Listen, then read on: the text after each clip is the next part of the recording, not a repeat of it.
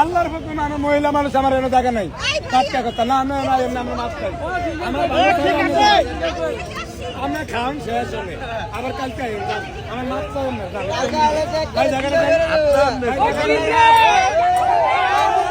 আসলে আপনারা যারা আমার স্ক্রিনে যে ভিডিওটা দেখতেছেন এতক্ষণ, তো কি আর বলবো, আমাদের বাংলাদেশের মধ্যে পাগল ছাগল একদম ভরে গেছে ভাই। কি আর বলবো বর্তমান সময়ে।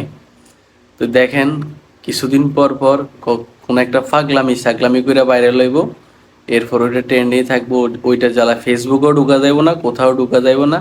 না দেখেন আপনারা, ওই লোকটা 100 টাকা করে খাবার বিক্রি করতেছে, মানুষদের অনেক উপকার হচ্ছে ওনার দ্বারায়। হয়তো মানুষের অনেক ওই নোংরা মহিলা কিছুদিন আগে ভাইরাল হয়েছে, ওনার ওই জায়গাটা গিয়ে নষ্ট করতে বসে রয়েছে নোংরা মহিলা।